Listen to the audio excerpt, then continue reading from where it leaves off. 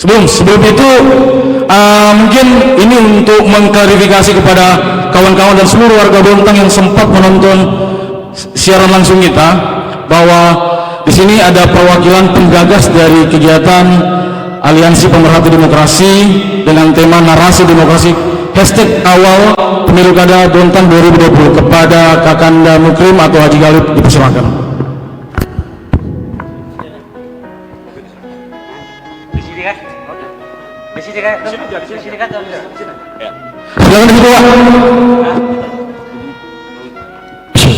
Bismillahirrahmanirrahim. Assalamualaikum warahmatullahi wabarakatuh. Salam sejahtera untuk kita semua. Saya mungkin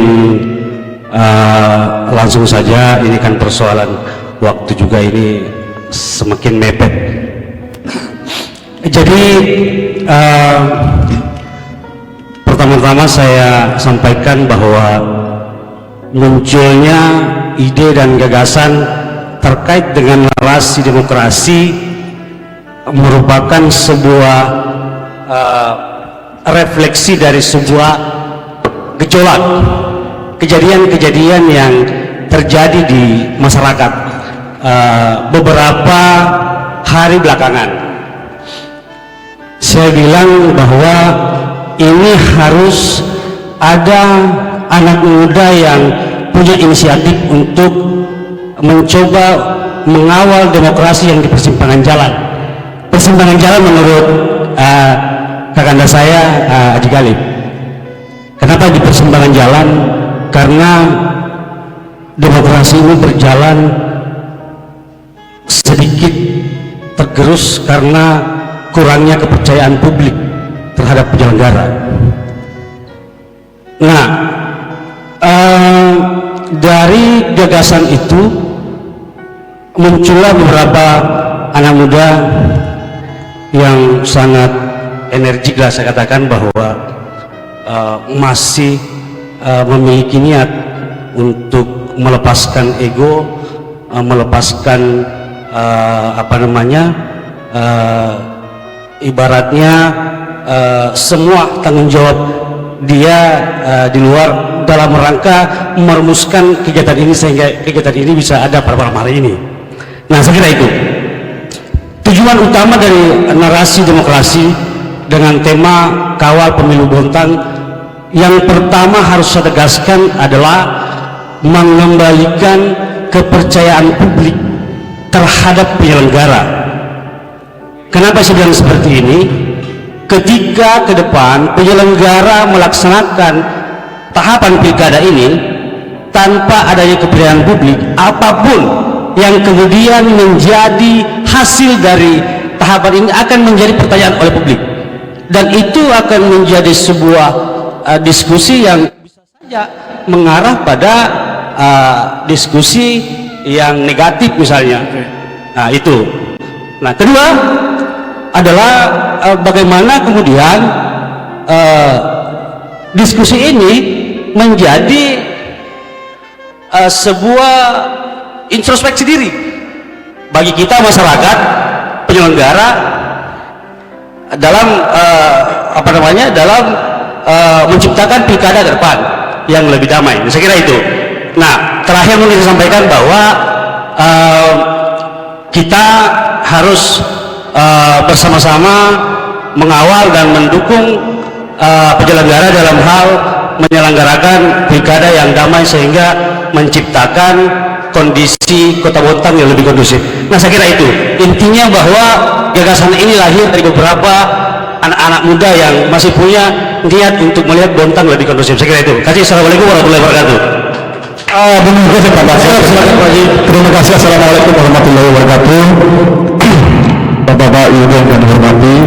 Kemudian kami sepakati dengan teman-teman bahwa ada dua pilihan kemarin, Win. Ada dua pilihan. Apakah kita berikan kesempatan kepada narasumber dulu untuk menyampaikan buah-buah pemikirannya, ataukah kita berikan kesempatan kepada audiens untuk melakukan pertanyaan.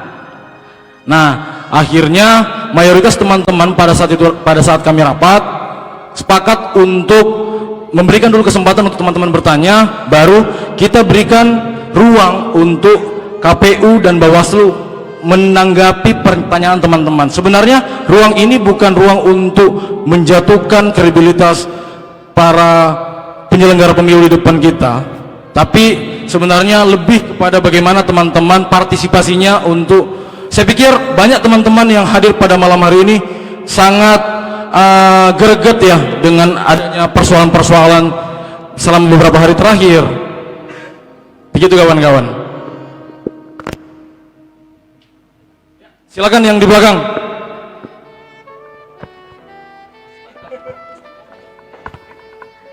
Baik, Assalamualaikum warahmatullahi wabarakatuh.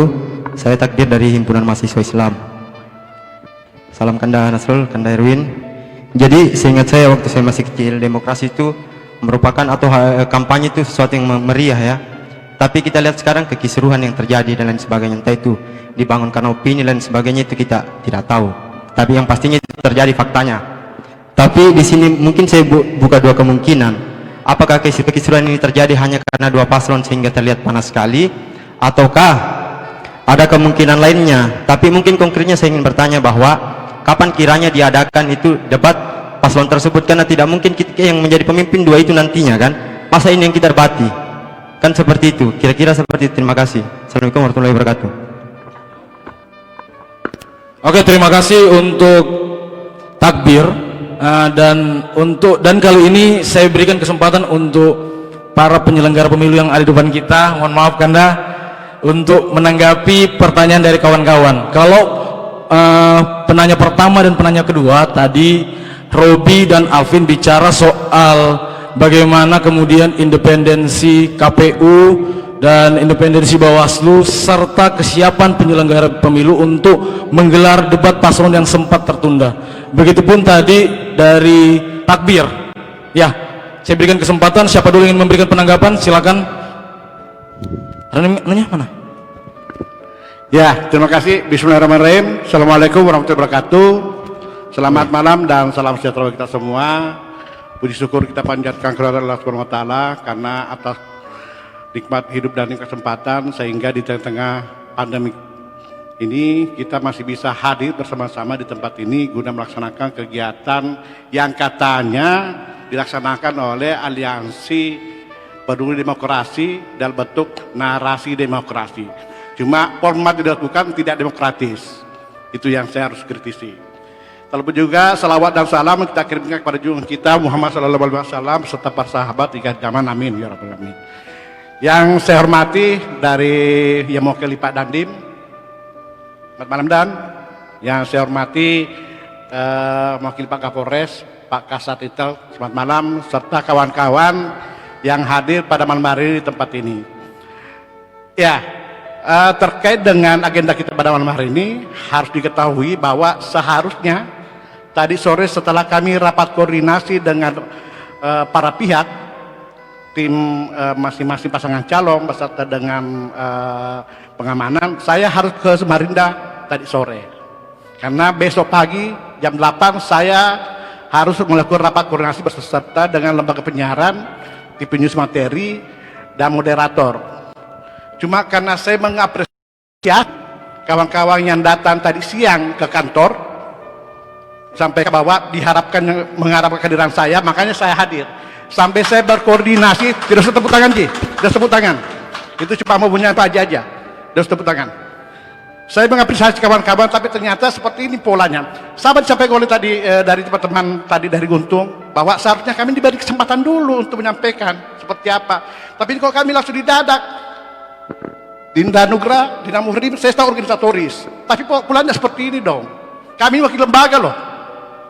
Silakan kalau dengan berbagai macam ahli mengatakan bahwa ini kah asli kesepakatan, tapi tidak lebih seperti itu. Kami penyelenggara, kami wakil lembaga. Kalau kami tidak hadir, bisa saja ada yang kami langgar ketika kami tidak hadir di acara malam hari ini. Cuma karena kami menghargai kawan-kawan, cuma pola yang dilakukan kawan-kawan yang tidak menghargai kami sebagai penyelenggara, itu harus dipahami.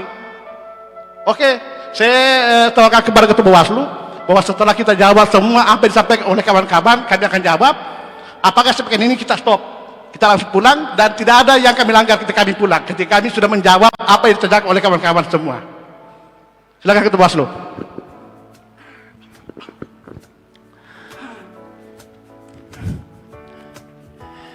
Tepuk tangan dulu buat teman-teman semua.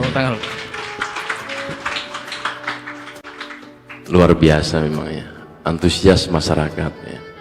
Oke, assalamualaikum warahmatullahi wabarakatuh. Selamat malam, salam sehat sejahtera buat diri kita semua, keluarga kita. Semoga selalu dalam lindungan Allah Subhanahu wa taala. Kita ini kan ditunjuk untuk menjadi narasumber, ya kan? Pola yang harus dilakukan atau tata tertib lah ibaratnya, tentunya disampaikan by step kan gitu ya. Kemudian apakah dalam bentuk sebuah pertanyaan dulu, ataukah kita diberikan narasi, menyampaikan narasi sedikit banyak entah 5 menit atau 2 menit kan gitu ya. Tapi tetap kami akan apresiasi pertemuan hari ini tidak mengurangi rasa hormat kami sebagai lembaga Bawaslu. Kami tetap apresiasi di dalam kegiatan seluruh masyarakat di Kota Bontang. Tetap saja kita akan tetap di sini selama teman-teman tidak ada justifikasi terhadap sebuah penyelenggara dan berakibat pada penimbulan opini publik yang malah memantik kegaduhan. Ini yang harus dipahami dulu. Tadi kan saya melihat pada harus ada solusi konkret, kan begitu ya. Maka saatnya lah kita sampaikan. Pertanyaan-pertanyaan tadi sudah disampaikan dengan baik. Tinggal kita menyampaikan apakah opini-opini publik yang terbangun di media sosial yang kadang didominasi oleh 1-3 orang, 2 orang, 3 orang, 4 orang, 5 orang, yang hanya di like mungkin 19 orang maksimal, 40 orang maksimal. Tentunya jumlah pemilih di Kota Bontang adalah 121.000. Artinya ada sekitar lebih dari 80% lebih masih percaya kepada lembaga penyelenggara. Tentunya bangunan itu harus tetap dikokohkan oleh masyarakat, dan inilah saatnya kita menyampaikan. Jadi tetap kita apresiasi apa yang menjadi pelaksana atau panitia lakukan, mekanisme bagaimana caranya dalam menyampaikan tajuk narasi demokrasi ini tetap akan kita layani dengan baik. Jadi tidak ada hal sedikit pun yang akan kami tutupi sebagai lembaga pengawas pemilihan di Kota Bontang. Kita semua sudah disumpah dengan jabatan yang sudah diberikan dan diamanahkan oleh kami sesuai dengan Undang-Undang 7 2017 sejak saya disumpah tanggal 15 Agustus 2018. Akan kami buktikan bahwa kami independen dan tidak akan memihak siapapun itu.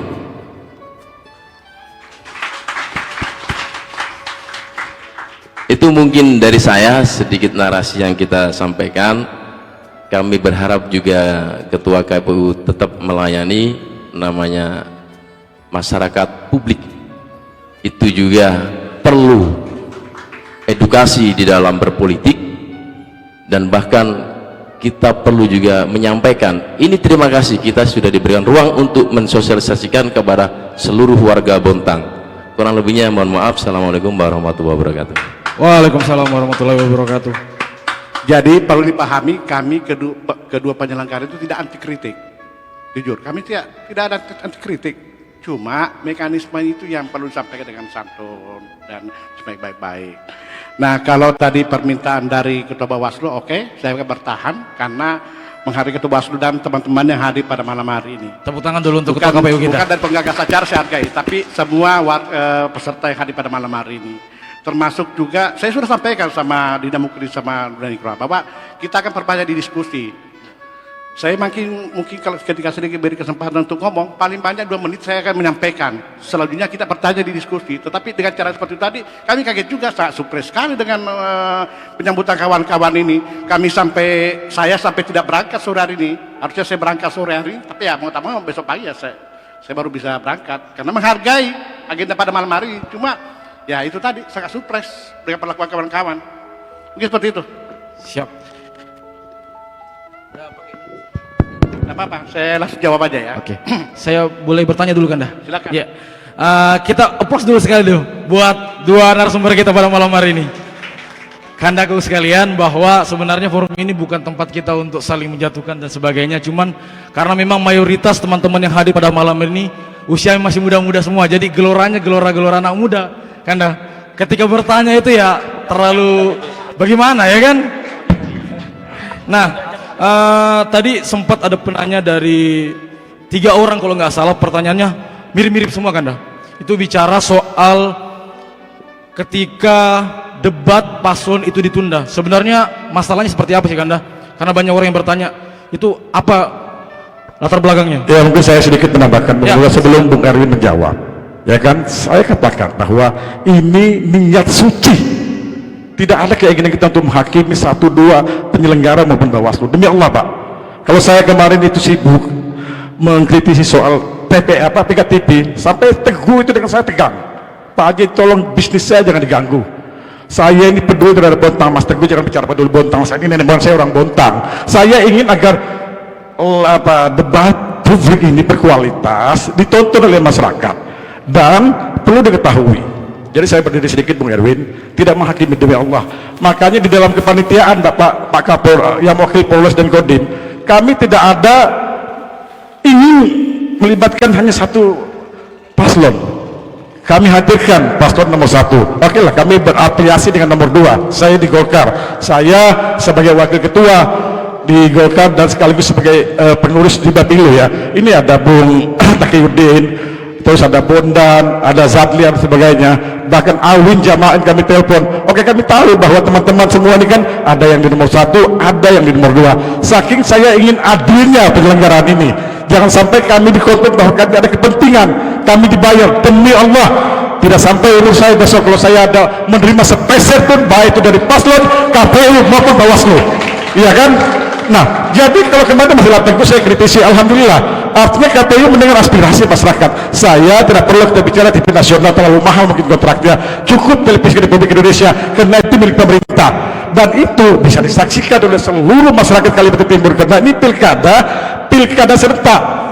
Kita ingin melihat bagaimana calon bupati di Kutai Timur, bagaimana calon bupati di Kutai Kartanegara. Kita ini masih bersyukur Pak, kita masih ada di nomor 1, di nomor 2. Kalau dikukar 1 dengan kota kosong di Balikpapan, baru dimaksud dengan kota kosong, tidak ada kegiatan-kegiatan dari masyarakat untuk menjadi tim di sana. Rugi sekali. Sedangkan pilkada itu adalah pesta demokrasi. Sebentar, jadi saya mau klarifikasi. Jadi jangan sampai ya, demo apa yang kita lihat baik narasi demokrasi ini ditafsirkan dengan hal-hal yang negatif. Terima kasih. Siap, terima kasih Pak Haji. Untuk Kanda Erwin silakan ditanggapi soal penanya teman-teman tadi. Silakan. Ya, sedikit saya maaf ya, paling lama 2 menit saya tanggapi Pak Haji Gali tadi, bahwa apa yang disampaikan Pak Haji Gali, kami tidak pernah merasa bahwa kami dihakimi. Wajar aja kalau kamu bertanya seperti itu, karena memang kondisi seperti itu memang, dan karena ketidaktahuan mereka, makanya mereka bertanya, sehingga kami hadir.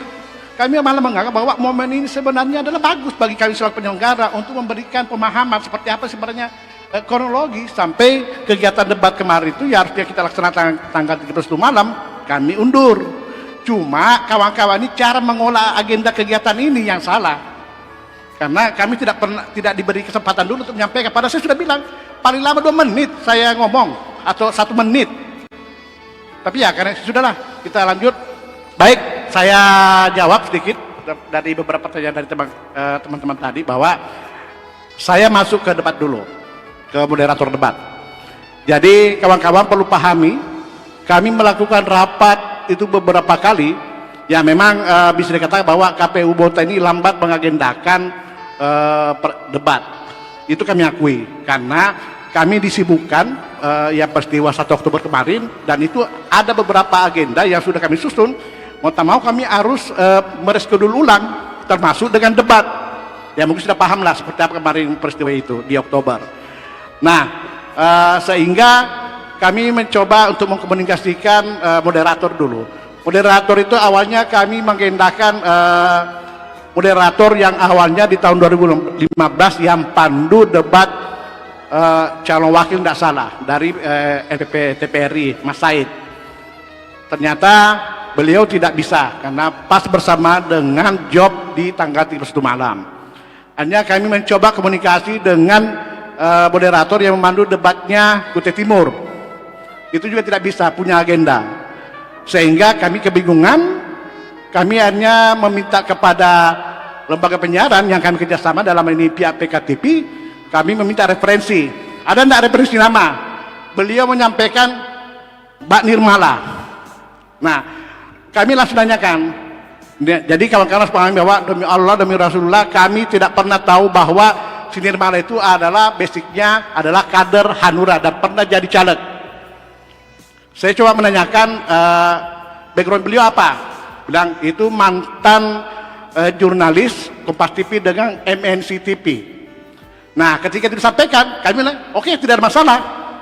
Nah, kemudian muncul tiba-tiba informasi bahwa beliau adalah mantan caleg Hanura. Nah, kami pertanyakan, loh, itu riskan dong. Nah, ketika muncul surat penjelasan dari DPP Hanura bahwa beliau sudah mengundurkan diri sebagai wakil bendahara DPD 1 Partai Hanura Kaltim, kami menganggap bahwa syarat yang bisa mengundurkan beliau itu sudah clear, karena syarat untuk menjadi moderator itu kan tidak pernah menyangkut terkait dengan berapa lama dia pernah jadi kader politik, berapa lama dia jadi pernah partisan. Beda halnya dengan penyelenggara itu minimal 5 tahun tidak pernah terlibat sebagai partisan atau berpolitik praktis. Nah, kami anggap clear. Nah, kemudian berkembang, tidak tahu dari akun mana yang menggoreng terus sampai hangus ini barang. Akhirnya salah satu dan salah dua ya, saya mohon maaf kalau saya ngomong gitu, itu pasangan calon melakukan menjapri saya bahwa Dek, ini sudah ramai di medsos, kalau bisa digantilah moderatornya. Nah, kami sampaikan, ya saya segera koordinasi dengan teman-teman dulu, karena sifatnya kan harus pengambilan keputusan itu kan harus kolektif kolegial. Nah, setelah kami koordinasi, tidak lama kemudian ketika saya sampaikan di grup kami, tidak sampai 2 menit langsung sudah diganti. Saya koordinasi, kami sudah ganti, alhamdulillah, jawabnya begitu. Nah, kejadian itu terjadi di tanggal 30 siang pada saat saya cuci mobil. Namun kami tidak bisa juga serta-merta langsung menyampaikan di halayak ramai bahwa kejadian ini sudah kita laksanakan, sudah kita lakukan pergantian moderator, karena biar bagaimana si moderator ini kan posisi sudah benar, dia sudah datang di Bontang, tidak bisa serta-merta kami langsung ganti.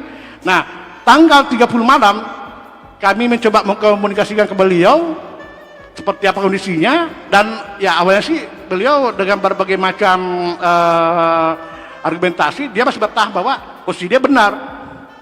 Nah, ketika misalnya kami memutus sepihak, maka konsekuensinya kami akan disomasi, dan posisi kami juga 50-50. Nah, kami tidak mungkin mau seperti itu terjadi, karena itu butuh energi lagi, sedangkan tahapan ini kan banyak yang harus kami jalankan. Nah, alhamdulillah beliau bisa memahami dengan meminta bahwa dia minta dibuatkan momen untuk konversi pers, karena ini terkait dengan kredibilitas beliau. Jadi player-player yang beredar di halayak sudah pengertian memang sudah betul, cuma kami belum kami katakan bahwa memang itu belum dari KPU, karena memang kami belum sampai seperti itu, walaupun sebenarnya sudah kami komunikasi dengan moderator pengganti. Nah, terbukti tanggal 31 pagi itu yang sudah agendakan tetap sesuai dengan schedule. Ada proses gladi yang dilakukan, dan itu kan sudah siapkan, dan termasuk juga produksi materi sudah bersedia. Nah, kemarin itu konferensi pers itu adalah kesempatan bagi yang bersangkutan untuk mengklarifikasi. Kenapa kami bersama konferensi pers penundaan dengan klarifikasi pihak moderator? Jadi kakak perlu memahami, jam setengah 1 siang, tanggal 31 siang, saya masih berkeyakinan bahwa debat ini tetap berjalan. Itu harus dipahami. 31 siang, kurang lebih jam 10-an malam, Direktur PKTV sudah angkat bendera putih bahwa dia tidak bisa mengelak dan kejadian ini. Hanya kami koordinasi, hanya kami bersepakat, oke, kita cari lembaga penyiaran lain. Nah, saya sebut angka lagi nih, sorry ya, 2 lembaga penyiaran yang kami komunikasikan lewat Direktur PKTV. Pertama adalah LNG TV. Dari pihak LNG TV, oke, tapi masih ada manajemen di atas, yakni manajemen di PT Badak. Nah, terus kami juga berkoordinasi dengan lembaga penyiaran publik, dalam hal ini TPRI. Nah, kami kesempat beri deadline di PKTV, bahwa kapan kami bisa dapat jawaban ini. Bilang malam ini mungkin tidak bisa, tapi keyakinan saya insya Allah salah satunya itu bisa besok. Oke, kami kasih kesempatan, dan jam berapa? Bilang paling lama jam 10.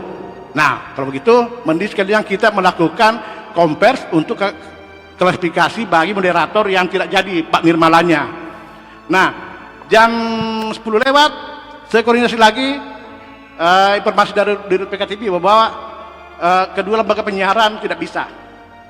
Yang LNG TV dengan faktor dampak sosial ya diberhitungkan bahwa mereka tidak bisa, dan lembaga penyiaran publik dalam TPRI, saya sampai berkoordinasi dengan Ketua KPID Kaltim supaya bisa terfasilitasi untuk bisa mengkomunikasikan dengan pihak TPRI.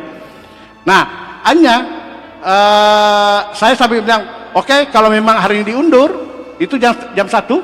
Saya bilang kalau memang hari ini diundur, maka kita laksanakan besok malam. Karena pertimbangan dari TPRI katanya krunya itu tidak bisa langsung ke sana karena waktunya sudah mepet, tinggal sehari. Nah, ya sudah, saya sampaikan, dan tolong sampaikan ketua ke pihak manajemen TPRI bahwa kita undur sehari. Jadi kalau awalnya tanggal 1 malam, kita rencana tanggal 1 malamnya, besoknya itu kita melaksanakan. Nah, ternyata jam 1 lewat itu ada jawaban bahwa mereka tidak siap. Karena kenapa?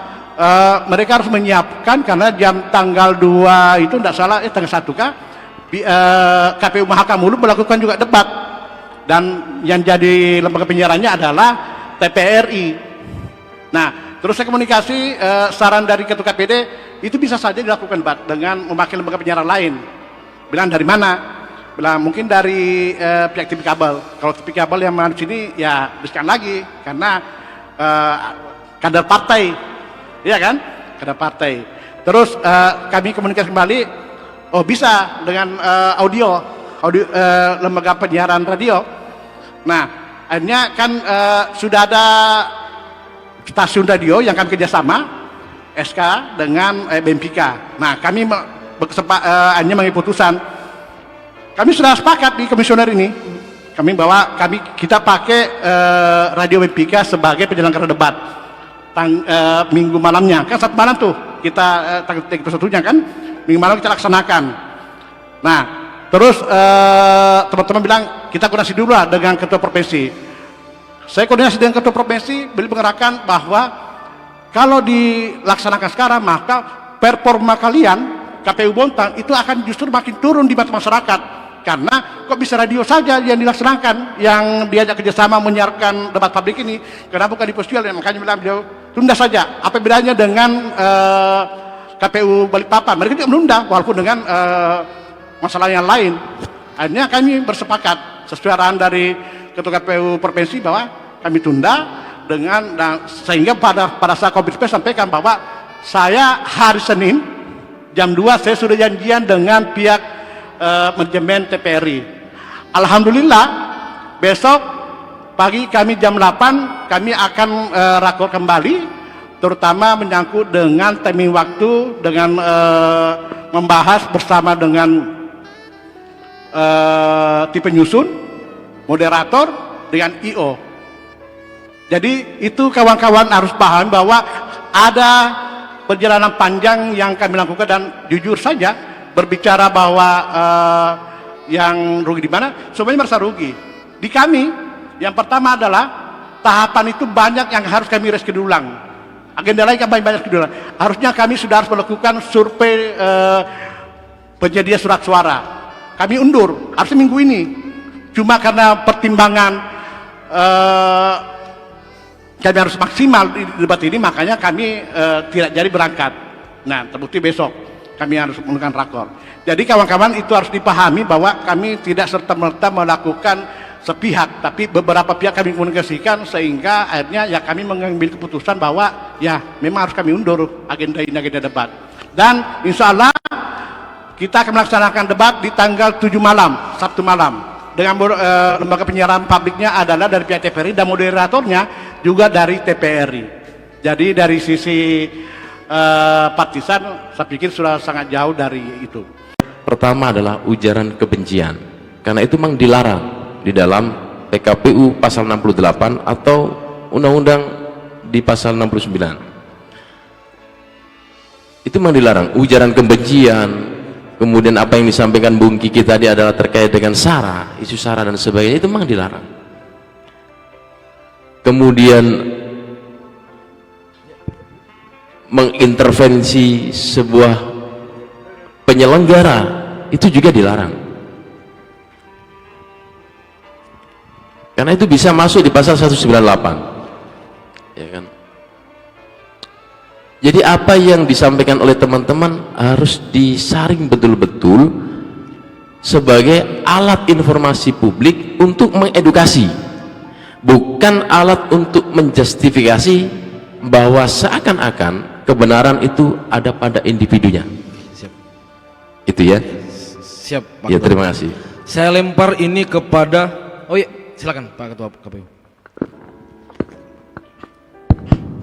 Ya, terkait dengan cuitan-cuitan di medsos, ya memang saya teringat pepatah mengatakan bahwa kalau dulu kan kita mengenal pepatah lidah tak bertulang. Jadi semua apa yang mau diucapkan itu keluar semua tanpa dipilih dengan baik. Sama sekarang dengan di medsos. Di medsos sekarang jari tak bertulang. Saya nanya aja, jarinya main di keyboard. Sehingga terkadang opini subjektif dia mau menggiringi opini supaya itu terkesan objektif, dan itu penggiringan opini. Contoh yang ada posting mengatakan bahwa dapat info bahwa debat Jawa Wali itu ditiadakan oleh KPU. Nah, infonya dari mana? Seharusnya ketika berbicara info seperti itu harusnya mengkonfirmasi kepada kami sebagai pelaksana. Padahal sama sekali tidak ada, dan memang tidak dari awal memang kita tidak lakukan persiapan debat untuk Jawa Wali. Itu cuma penggiringan opini subjektif saja. Jadi informasi-informasi yang bersifat hoax itu yang cuma digiring supaya itu ada pembenaran. Dan itu mereka bangga ketika misalnya banyak yang mengomentari apa segala, yang sama sekali tidak tahu sebenarnya apa benar atau tidak yang disampaikan yang bersangkutan ini. Itu. Jadi ini sekalian juga imbau kepada kawan-kawan. Bontang ini kan kecil. Ayo kita saling menjaga supaya Bontang ini kondusif. Tidak perlulah kita melempar isu-isu yang memang tidak bisa dijamin kebenarannya. Kalau misalnya mau mengetahui yang benar, misalnya informasi dari KPU, ya datanglah di kantor atau japri kami kan punya kontak person. Silakan dikomunikasikan daripada membuat status yang lebih banyak subjektivitasnya, dan itu ya bahaya juga sih. Bisa saja kami ketika kami merasa bahwa itu salah, kami bisa mensomasi secara kelembagaan. Nah, ketika kita berbicara kelembagaan, maka tidak ada lagi bahwa kita harus atur dengan damai. Ya memang secara personal kami memaafkan, tapi secara kelembagaan tetap jalan prosedur hukum yang harus dilewati, dan itu pasti akan tercederai. Kita inilah berteman semua, tapi ya monggo lah ketika misalnya ada mau dibuat, ya koordinasi dengan kami. Kalau misalnya ini menyangkut dengan pemberitaan terkait dengan di penyelenggara, kalau misalnya berbicara pelaksanaannya, nanyalah ke kami komisioner. Kami ada 5 orang, atau datang di kantor, mari kita kopi bareng. Sama tadi dengan Didam Urim sama Didam Nugra, ya saya kopi bareng, saya buat kopi bareng berdua. Maka tadi saya sempat, ya maaf saya sampaikan, saya agak gergetan tadi. Ternyata seperti itu. Padahal saya minta tadi itu 2 menit aja, paling lama 1 menit lah. Kalau saya dikasih kesempatan untuk menyampaikan hal-hal, ternyata langsung dikirim pertanyaan itu. Saya kaget juga. Nah, bicara masalah pengawasan, ya silakan nanya ke Ketua Bawaslu. Tidak ada salahnya. Punta ini kecil loh, tidak perlu jauh sampai harus kayak dibeli papan misalnya kan, dari ujung ke ujung kan lumayan juga perjalanan ke sana. Punta ini yang kecil, apalagi kantor dua penyelenggara ini kan di tengah kota juga, tidak terlalu jauh ke sananya, paling lama 5 menit nyampe sudah. Siap, Pak. Mungkin seperti itu. Siap, terima kasih Pak Ketua. Saya mau ingin melempar ini ke masing-masing paslon atau simpatisan paslon 01 maupun paslon 02. Saya mau lempar ke paslon 01 dulu deh, simpatisan. Sejauh ini pernah tidak teman-teman diarahkan untuk menahan diri untuk tidak terlalu menggoreng satu informasi atau satu isu dengan nada-nada atau status satir atau sarkas, bahkan cenderung tiap hari digoreng?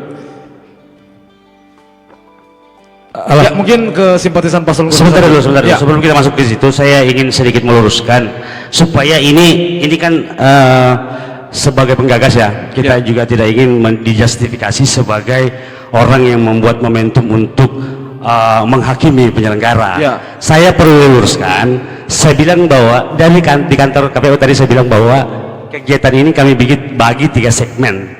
Segmen pertama itu memang kita berikan ruang ke peserta untuk kemudian mengkritisi. Ya, jadi jangan kemudian pertanyaan ini dianggap sebagai penghakiman gitu loh. Saya juga agak gimana kemudian dianggap pertanyaan kawan-kawan ini kemudian dianggap sebagai bentuk penghakiman. Saya kira itu bentuk kritis, saya bilang bentuk kritis gitu. Nah, kenapa saya buat seperti ini? Saya tidak ingin adanya debat kusir. Saya tidak ingin adanya debat kusir. Ketika teman-teman sudah bertanya 7 orang, ya sudah, narasumber menjelaskan, mengklarifikasi, sudah selesai. Ketika kemudian narasumber diberi kesempatan untuk menyampaikan narasinya, kemudian teman-teman bertanya tidak puas, kemudian bertanya lagi, itu kan menjadi liar nantinya. Ini yang saya dibahas sebenarnya. Nah, mungkin pemahaman Ketua KPU dalam ini kata Erwin itu lain. Nah, yang lain terkait masalah segmen kedua, pas terkait masalah netralitas apa segala macam dan cuitan-cuitan di Twitter, di Facebook dan media sosial lain, saya kira itu penting. Hal ini memang lebih terkait kepada paslon 1 dan 2. Saya kira itu. Siap, ya. terima kasih pencerahannya Kanda Mukrim. Silakan kepada Kanda Kiki atau Kanda Taqiyuddin untuk menanggapi. Ya, terima kasih. Bismillahirrahmanirrahim. Assalamualaikum warahmatullahi wabarakatuh. Waalaikumsalam warahmatullahi wabarakatuh. Selalu saya katakan dalam ruang-ruang diskusi warung kopi bahwa politik itu kecerdasan. Nah, politik itu kecerdasan. Kalau kita mengkritisi tentang ruang media sosial sebagai ruang untuk mengekspresikan pendapat dalam ramuan satire maupun sarkas, satire itu bahasa yang sulit. Nah, saya pikir yang dimaksud itu bukan bahasa satire atau sarkas. Yang dimaksud mungkin bahasa yang kampungan, yang memang langsung menuju pada titik poin, ya kan? Menuju pada titik poin dalam konteks menghina. Saya pikir kalau soal menghina, menjatuhkan atau kemudian menyinggung secara identitas, saya pikir ranah hukumnya kan ada. Kalaupun dari pasangan 01 melakukan hal seperti itu, saya pikir 01 juga terbuka. Bukan berarti kami memberikan kebebasan dan menyuruh mereka seperti itu. Karena kenapa? Karena ya mau tidak mau, bahwa demokrasi memang itu ribut.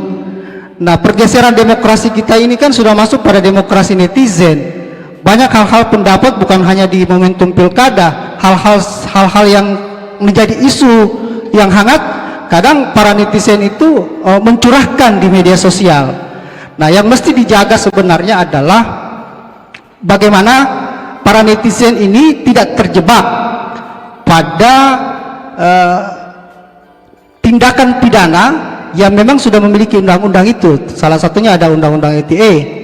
Nah, dan kedua, sebagai penyelenggara negara, penyelenggara pemilu, maupun kita sebagai pemuda yang mengerti tentang mungkin demokrasi, ya terus menerus untuk memberikan pendidikan politik kepada para netizen.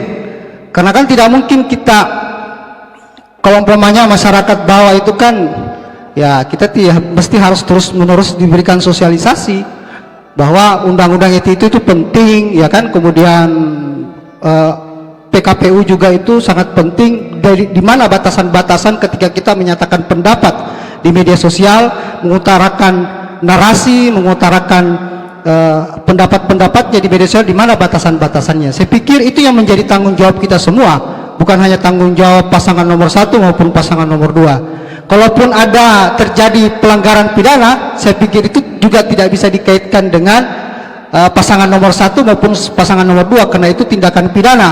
Kalau tindakan pidana berarti yang bertanggung jawab adalah individunya. Kalau ada yang merasa bahwa aku dihina dengan si A, ya laporkan saja, karena memang kita dilindungi oleh undang-undang, kan begitu. Saya pikir demikian. Terima kasih. Assalamualaikum warahmatullahi wabarakatuh. Siap, terima kasih. Kanda Haryadi, silakan untuk ditanggapi. Terima kasih. Ada 3 yang mau saya tanggapi. Pertama terkait dengan posisi aparat keamanan dalam hal ini. Saya sangat menjamin dan sangat aku yakin dengan keberadaan polisi dan TNI, insya Allah pilkada akan terkendali dengan baik. Pertama, bukan indikasi ya, keterlibatan 2 orang anggota Polri di dalam tubuh paslon kami, bahkan bukan 2, 4 ya, 4 itu sebenarnya mereka ini backgroundnya semua intel Pak. Jadi jangan khawatir, segala informasi terkait dengan baik itu money politik, insya Allah akan sampai ke mereka. Dan bahkan aparat keamanan kita ini itu lebih jitu dalam lembaga survei. Mereka bisa memprediksi siapa yang menang nanti. Saking dalamnya mereka tuh bisa masuk ke dalam persoalan pada para paslon ini. Awal-awal saya cukup direpotkan dengan keberadaan mereka karena tiap saat selalu harus dilaporkan kegiatan apa segala macam. Akhirnya tapi alhamdulillah baik aja berjalan sampai saat ini, dan terima kasih Bapak Polisi dan Pak TNI. Insya Allah kita sama-sama dalam berdemokrasi ini dengan kawalan mereka, insya Allah kita baik-baik ini. Jadi hal-hal yang berlaku di lapangan itu seperti juga terjadi di dunia medsos itu. Kalau masalah medsos ini saya selalu sampaikan bahwa namanya juga dunia maya, dunia yang sebenarnya nggak bisa diraba dengan bentuk-bentuk nyata gitu ya. Ada orang sebenarnya dia marah, tiba-tiba dia bilang mantap, senyum gitu, padahal dia marah gitu. Kan sering seperti itu. Sering sekali. Sering sekali. Dia gembira tapi karena dia dia gembira tapi karena dia jengkel sama si orang itu, dia sampaikan itu caci makinya apa segala macam. Banyak hal-hal yang tidak bisa diukur di situ. Artinya jangan terlalu baper di situ. Berdemokrasi itu kita bukan bermusuhan, kita berlawan. Bisa saja saya dengan Kiki ini berlawan karena saya bisa main catur dengan dia gitu kan. Saya nggak bermusuhan dengan dia, biasa aja. Ya kan? Dengan saudara Nasrul. Ya artinya buka saja ruang itu menjadi diskusi-diskusi yang kita ada sudah katanya kita udah di zaman 4 revolusi industri 4.0, tapi otaknya masih pakai engkol gitu. Jadi ya, udah ketinggalan. Jangan baper. Kemudian saya melihat gini, saudara Nasrul, terkait dengan medsos ini, saya yakin tidak punya perangkat yang cukup untuk bisa menyelesaikan persoalan itu. Yang ada itu di Polri, karena mereka mungkin udah punya cyber ya, yang bisa menyelesaikan itu. Nah, terkait politik uang, kita bersepakat, oke. Saya dengan saudara Nasrul tahun lalu ketika mau pencalekan, saya tantang beliau. Mungkin Mas saudara Nasrul masih ingat, saya jokeran sama dia di kantor PSSI. Saya bilang, saudara Nasrul, satu saja tugasnya Pak Anwas ini. Apa katanya, Cak? Tangkapkan saya satu caleg yang main duit. Hampir 90% caleg main duit, nggak satu pun yang dia bisa tangkap. Itu fakta yang kita harus terima kan. Nah ternyata ada juga yang ketangkap tapi nggak bisa diproses katanya, nggak memenuhi unsur. Saya bilang terus gimana caranya kamu memenuhi unsurnya? Ada videonya, ada menyerahkan, ada bersaksi. Bodoh orang mau bersaksi, ya kan? Nah pemilih juga kita saat ini tuh 63% itu menginginkan politik uang. Jadi ini kita buka bersama, kalau kita bersepakat calegnya atau paslonnya jangan ngasih, yang menerima juga jangan mau terima gitu kan, harus sama-sama di situ. Tapi ini udahlah, kita lihat saja perjalanannya. Aku yakin paslon 02 dalam hal ini akan menjalankan tahapan dengan baik, berdemokrasi dengan sehat, dan insya Allah kemenangan akan di 02. Assalamualaikum warahmatullahi wabarakatuh. Waalaikumsalam warahmatullahi wabarakatuh. Tanggapan yang luar biasa. Mungkin teman-teman di sini saya bikin kesempatan siapa ingin bertanya. soal ramai-ramainya di media sosial. Silakan. Terima kasih banyak. Assalamualaikum warahmatullahi wabarakatuh. Mohon maaf saya berdiri di belakang sini. Saya sampaikan seperti ini. Saya ada perwakilan dari Aliansi Pemuda Islam Bontang, juga saya ketuanya. Yang kemarin juga menginisiasikan adanya demo di Ramayana kemarin. Saya hanya bersudut pandang sebagai organisasi ini, Pemuda Islam, bahwa keterpilihan berdasarkan uang itu hal yang memungkinkan, karena jual beli yang terjadi di antara pasangan paslon dengan pemilih itu jika tidak terpenuhi unsur kedekatan, unsur intelektual, maka unsur lain yang harus dikedepankan. Banyak mungkin ini tugas dari KPU juga, bahwa edukasi akan track record daripada kedua paslon ini harus benar-benar digembar-gemborkan, sangat harus digembar-gemborkan kepada pemilih di daerah pesisir. Di daerah perkotaan saya rasa aman, tapi di daerah pesisir, daerah pulau yang di ujung sana sangat tidak mungkin terjangkau. Cuman saya bisa katakan tidak mungkin tidak seperti nuansa budaya di perkotaan. Jadi dasar itulah yang ketidaktahuan itu yang kita lawan dari demokrasi ini kan satu sebenarnya, golput. Silahkan kita berpihak jauh lebih baik daripada kita golput, karena itu yang akan mengalahkan demokrasi. Itu yang berbahaya dari demokrasi ini. Jadi saya rasa tugas kita bersama pada malam hari ini, kita yakinkan bahwa kita harus benar-benar memilih berdasarkan unsur-unsur yang paling baik, bukan unsur-unsur keterpaksaan, yaitu unsur-unsur money politik. Itu yang paling berbahaya. Kedua, tweet war ini kalau saya ulas dari keterpilihan Barack Obama di Amerika Serikat, banyak sekali ini bukan pertanyaan, saya hanya menyampaikan pendapat bahwa keterpilihan beliau memang berdasarkan media sosial. Sampai sekarang ini juga media sosial yang dikelola dari kedua tim paslon itu kita buka ada upgrading dan downgrading, itu saya rasa teknik masing-masing. Cuman saya beranggapan bahwa kasihan orang yang membaca downgrading terus, sangat kasihan sekali. Saya rasa PR bagi kedua tim paslon bahwa tolong arahkanlah downgrading ini ke arah kampanye, jangan terlalu ke arah downgrading tapi upgradingnya saja. Mungkin itu taktik politik, tapi tolonglah bahwa tidak semua orang merasakan ring satu seperti ring sukses lainnya. Kita ini di pesisir ring berapa dari keterpilihan paslon nanti? Yang kita dapat cuma isu-isu murahan kayak beliau seperti ini, beliau isu-isu yang memusuhi aja. Itu tidak membangun sama sekali. Jadi ini saya sampaikan sebagai Aliansi Pemuda Islam Bontang, tolong PR mungkin bagi juga musbidah yang hadir dan keterwakilan paslon, bahwa angkatlah kepintaran, kebaikan, track record masing-masing, dan tolong bagi yang memang tidak bisa terjangkau daerahnya, lakukan cara-cara terbaik, jangan hanya uangnya sampai, tapi hadirkan juga calon-calonnya. Terima kasih. Assalamualaikum warahmatullahi wabarakatuh. Luar biasa sekali tanggapan dari Saudara Febri. Saya mau keliling dulu sedikit sebelum kita menutup segmen kedua. Mungkin dari kawan-kawan mahasiswa ada yang ingin bertanya? Yusril, Bondan, dan kawan-kawan. Yusril? Lanjut. Di sini ada yang mau bertanya? Atau Kanda Sudirman Sadu? Bismillahirrahmanirrahim. Assalamualaikum warahmatullahi wabarakatuh. Selamat malam. Saya dari komunitas pemerhati akun palsu, disingkat Kopansus. Ya. Ya, jadi begini, kehadiran publik di sini bahwa justru karena ingin mengawal KPU dan sebagai penyelenggara dan Bawaslu sebagai badan pengawas pemilu, karena menurut saya pesta demokrasi ini tidak serta-merta terminologikan sebagai dengan suasana yang mencekam. Padahal sebenarnya namanya pesta demokrasi ya, waktunya masyarakat berdemokrasi, waktunya masyarakat berpesta, sehingga kemudian momen-momen seperti ini dia jadikan masyarakat untuk bagaimana menakar paslon itu sendiri. Karena kenapa? Hasil dari produk pemilu ini adalah sebagai penentu bagaimana Bontang 5 tahun ke depan.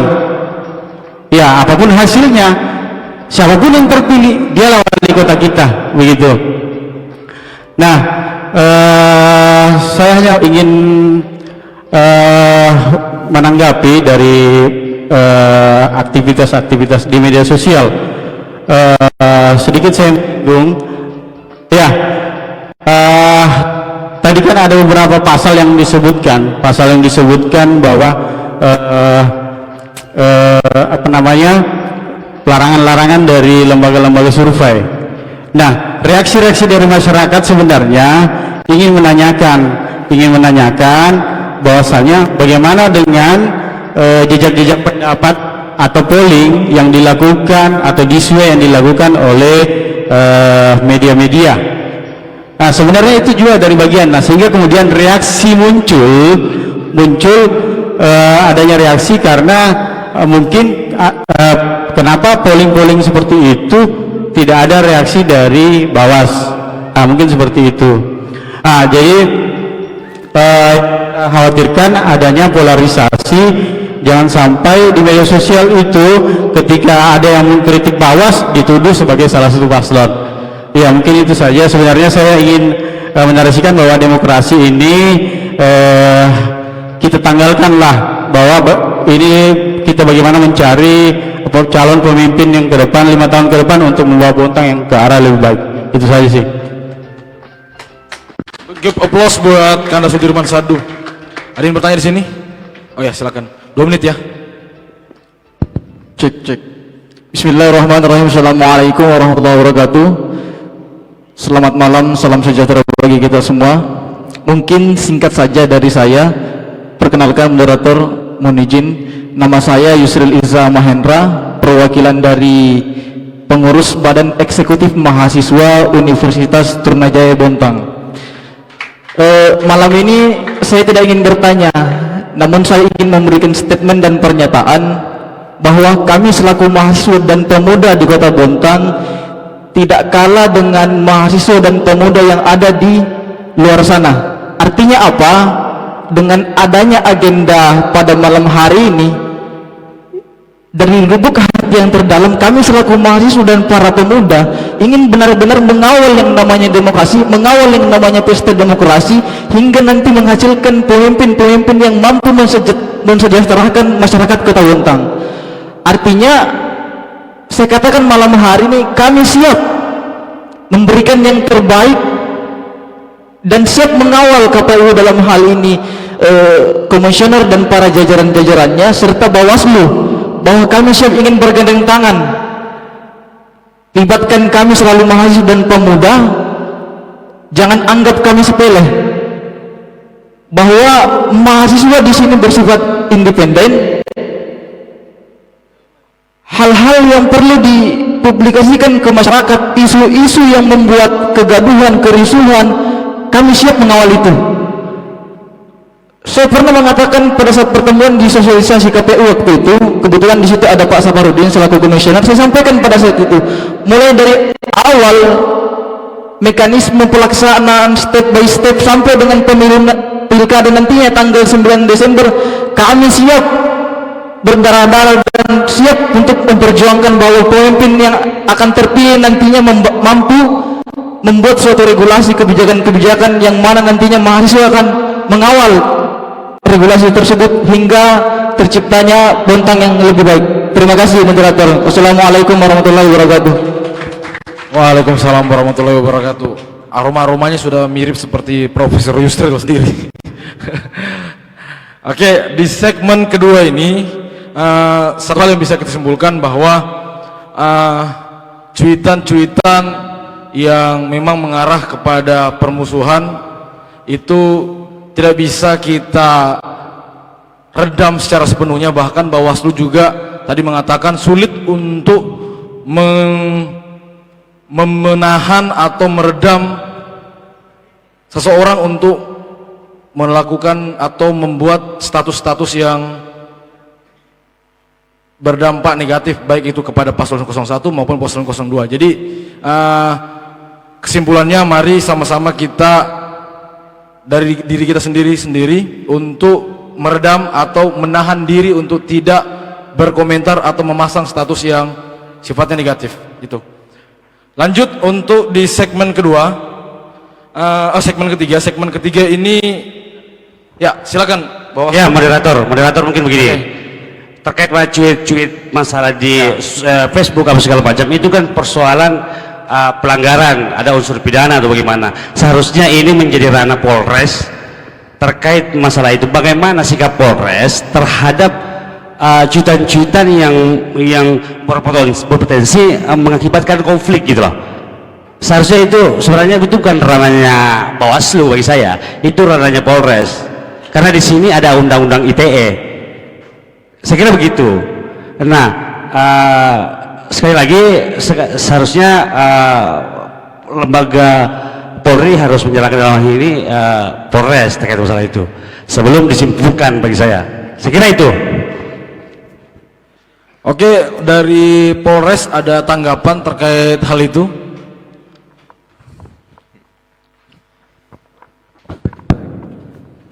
Baik, terima kasih kesempatannya.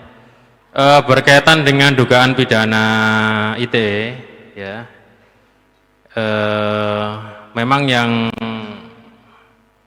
menjadi pemicu kebanyakan aksi di lapangan itu adalah salah satunya cuitan di media sosial.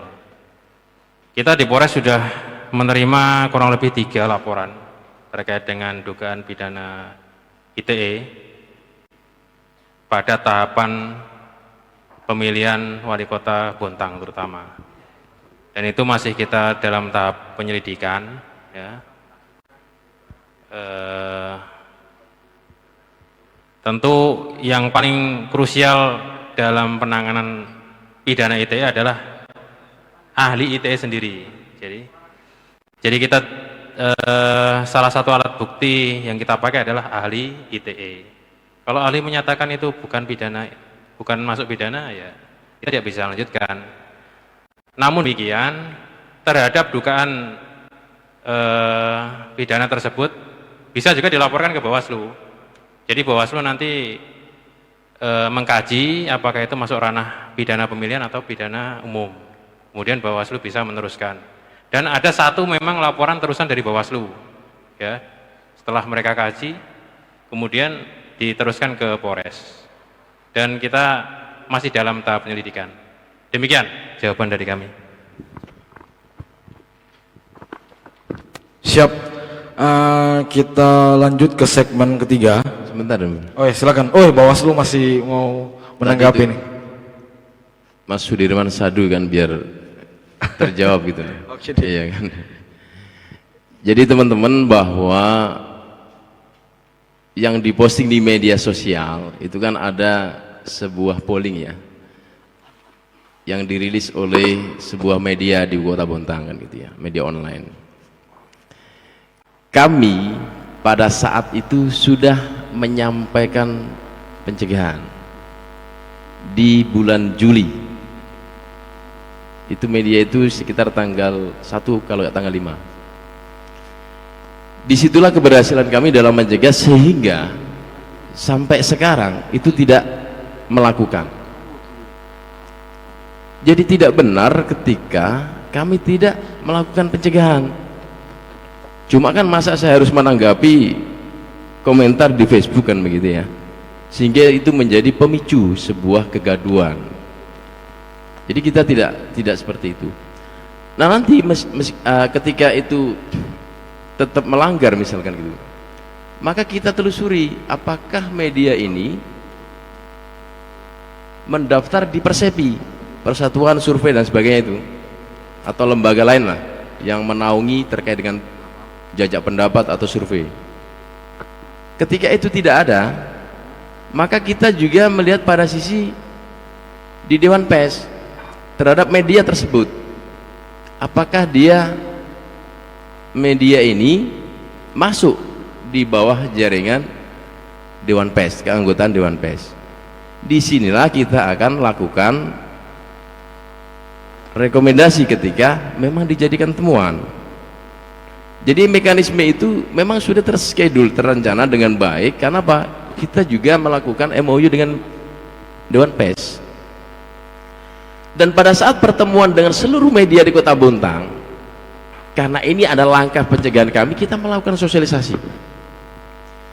Teman-teman seluruh media yang terundang, kalau nggak salah itu sekitar ada 20 kalau nggak salah ya, itu sudah berikrar semua di situ bahwa akan menjaga netralitas,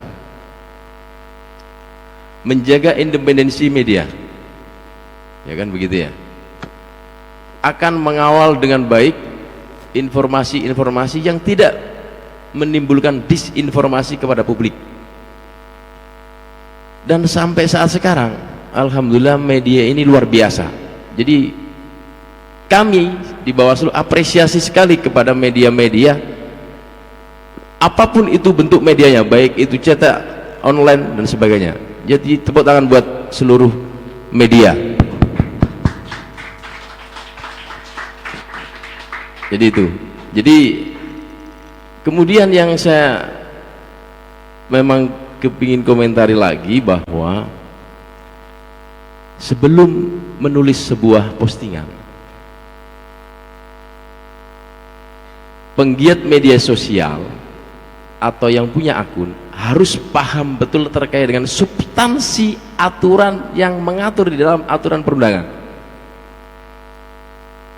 Jangan menjustifikasi bahwa seakan-akan ini adalah apalah namanya, ada yang polisi India lah, ada yang mengatakan panglima, ada yang juga mengatakan kepala staf dan sebagainya. Tapi itu adalah bagi kami adalah itu sebuah kritik yang memang harus kita evaluasi, meskipun tidak seharusnya seperti itu. Harus melakukan edukasi, ya kan.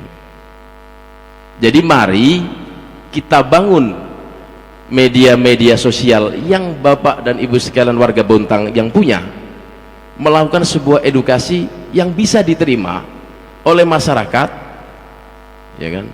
Kalau bagi tim kampanye pasangan calon 01 maupun 02, mari berlomba-lomba untuk mengedukasi supaya masyarakat ini selalu memberikan pemahaman, diberikan pemahaman terkait dengan kecerdasan bermedia sosial.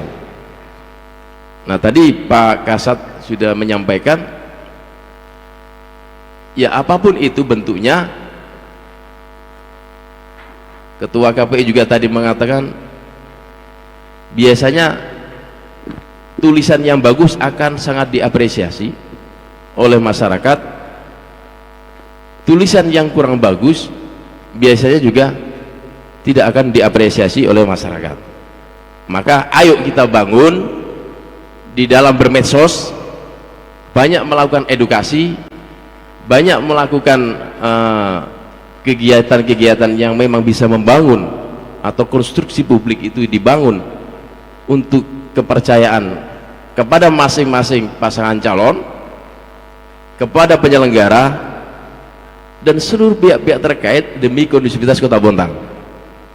Saya yakin teman-teman di sini dan warga Kota Bontang pasti setuju bahwa kita semua ingin menjaga kondusivitas Kota Bontang. Setuju betul ya? Betul, sepakat. Nah itu yang harus kita lakukan. Terima kasih. Terima kasih Ketua Bawaslu. Masih ada yang mau bertanya? Saya pikir Mas Ridwan sudah cukup ya. Dia masih mau ngomong nih, kasih kesempatan, belum sempat dia bicara.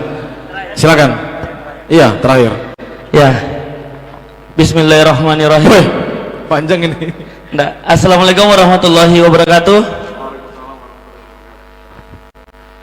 Ya, sepertinya singkat saja. Karena memang orang yang bertahan saat ini adalah orang yang benar-benar peduli akan Kota Bontang.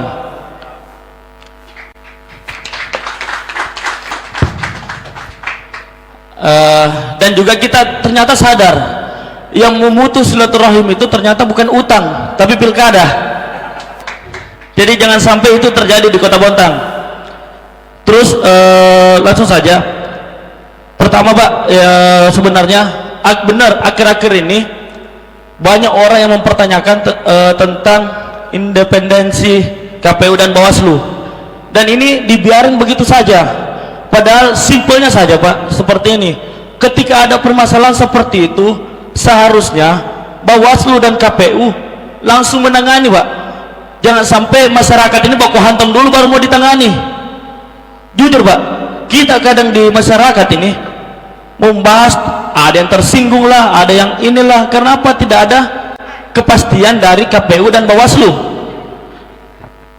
Jadi jangan sampai itu yang terjadi.